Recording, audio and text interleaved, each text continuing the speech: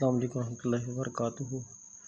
ایک افسوسناک خبر، ممتاز عالمی شہرت یافتہ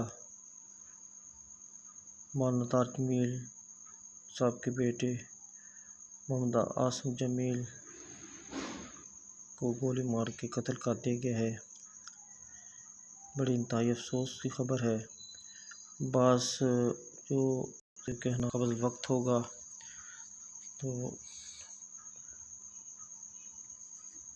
میاں چنو کا جو ڈی ایس پی ہے اس کے بقول کی گولی قریب سے لگی ہے، جس سے زیادہ یہی لگتا ہے کہ یہ واقعہ خودکشی کا ہے۔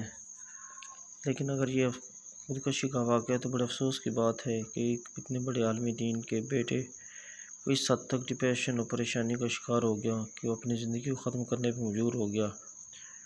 اللہ تعالیٰ مولانا عاصم جمیل کی مغفرت فرمائے اور کسی کو بھی ناگہانی موت سے بچائے اور مولانا طارق جمیل صاحب کو صبر جمیل عطا فرمائے۔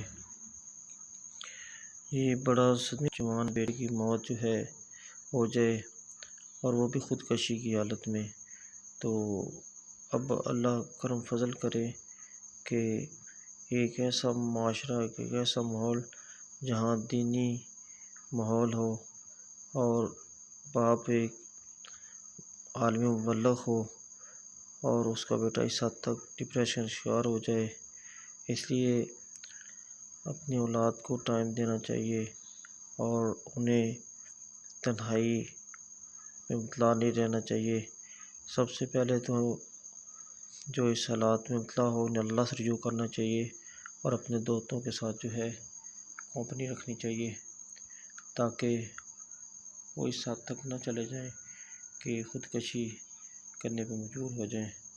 اللہ تعالیٰ ان کی مغفرت فرمائے، آمین۔ السلام علیکم ورحمۃ اللہ۔